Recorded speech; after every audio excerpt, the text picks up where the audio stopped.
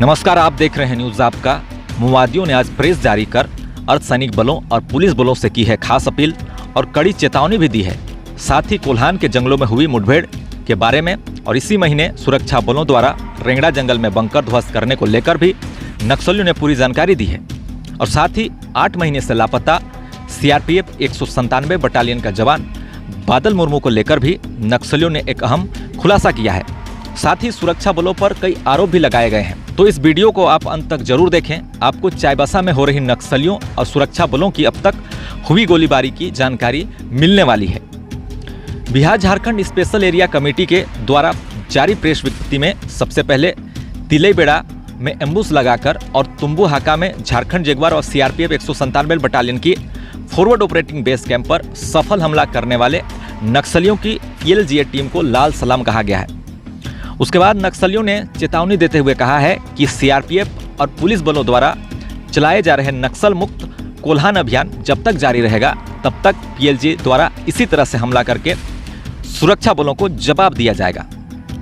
माओवादियों ने बताया कि 9 अगस्त 2023 को टोटो थाना अंतर्गत रेंगड़ा जंगल के रेंगड़ा स्थित अस्थायी कैंप में सुरक्षा बलों ने हमला बोला था, जिसमें पीएलजीए नक्सली गोलीबारी करते हुए सुरक्षित वहां से निकल गए थे और सुरक्षा बलों को वहां से तीर बम, विस्फोटक, इम्प्रोवाइज्ड मोटर लॉन्चर, उसका सेल, खाने पीने की सामग्री मिली थी। इसी का जवाब में जवाबी कार्रवाई करते हुए माओवादियों की पीएलजीए टीम ने 11 अगस्त को रेंगड़ा कैंप पर हमला कर वापस जाने वाले की मदद में आ रहे सीआरपीएफ की 60 बटालियन की एक काफिले पर एम्बुश करके हमला किया, जिसमें 2 जवान घायल हुए, जिसमें एक की मौत इलाज के दौरान हो गई। उसके बाद 14 अगस्त को तुम्बू हाका में नक्सलियों द्वारा झारखंड जगुआर व सीआरपीएफ के फॉरवर्ड ऑपरेटिंग बेस कैंप के एक छोटे सहायक दस्ते के डेरा में सरप्राइज रेड हमला किया, जिसमें झारखंड जगुआर के सब इंस्पेक्टर और हवलदार की मौत हो गई और उस भगदड़ में 5 सिपाही भी लापता हो गए थे। माओवादियों ने कहा है कि सितंबर 2022 से ही मोदी सरकार के निर्देश पर और हेमंत सरकार के सहयोग से सुरक्षा बलों द्वारा नक्सली मुक्त कोल्हान के नाम पर बर्बर युद्ध कोल्हान के आदिवासी मूलवासी जनता पर थोप दिया गया है। 10 अक्टूबर 2022 को रेंगड़ा हातू में फॉरवर्ड ऑपरेटिंग बेस कैंप बनाया गया। 10 नवंबर को सैताबा में सीआरपीएफ कैंप बनाया गया। दिसंबर में अजेंदबेड़ा और जोजो हातू में भी कैंप बनाया गया। पता तारोप में भी कैंप बनाया गया और हाथीबुरु लुया में भी कैंप का निर्माण किया गया है। माओवादियों ने कहा है कि सर्च ऑपरेशन के नाम पर आदिवासी मूलवासियों को भी निशाना बनाया जा रहा है। माओवादियों ने सुरक्षा बलों पर आरोप लगाते हुए कहा है कि 15 नवंबर 2022 को चिड़ियाबेड़ा गांव के आदिवासी महिलाओं से मारपीट किया गया, युवतियों से छेड़छाड़ हुई, सरजमबुरु गांव के बारूटोला में मुर्गी मुर्गों को खाया गया। साथ ही 5वीं अनुसूची पेशा कानून का धज्जिया उड़ाते हुए कैंप का स्थापना कर निर्दोष आदिवासी जनता को बेरहमी से पिटाई कर जेल में भी डाल दिया गया।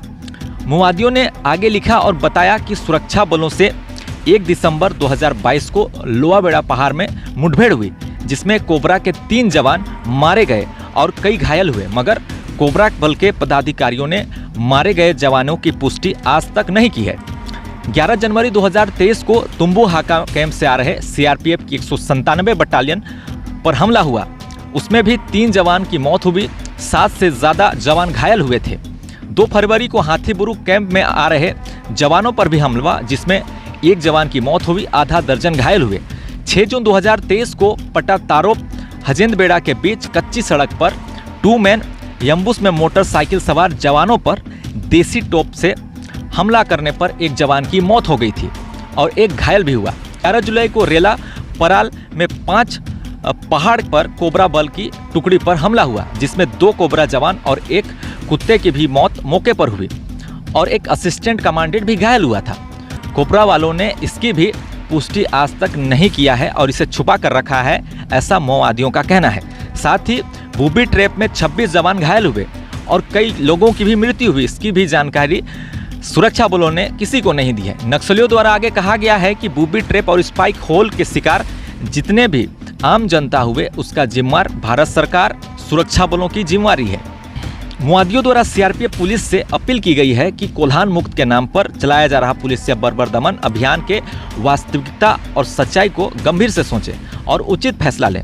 मुआदियों ने कहा है कि हम मूलवासी आदिवासियों के जल जगह जमीन को बचाने की लड़ाई लड़ रहे हैं और सरकार चाहती है कि मुआदियों का सफाया कर जल जगह जमीन को कॉर्पोरेट घराने को दिया जाए। नक्सली आगे कहते हैं कि सुरक्षा बल कॉर्पोरेट घरानों के लिए अपनी जान न गंवाएं, साथ ही अपाहिज न हों। आगे कहा गया है कि शोषक शासक वर्ग के द्वारा ही गरीब मेहनतकश आदिवासी, गैर आदिवासी व दलित मेहनतकश जवानों को बर्बर युद्ध में झोंका जा रहा है और उनका गलत इस्तेमाल किया जा रहा है। जवानों के गलत इस्तेमाल करने के बाद उनके मारे जाने की हकीकत को भी छुपाई जाती है। नक्सलियों ने बादल मुर्मू का उदाहरण देते हुए कहा कि 197 बटालियन का जवान बादल मुर्मू मारा गया, मगर उस सच्चाई को ना स्वीकारते हुए उसे भगोड़ा घोषित सुरक्षा बलों द्वारा किया गया था।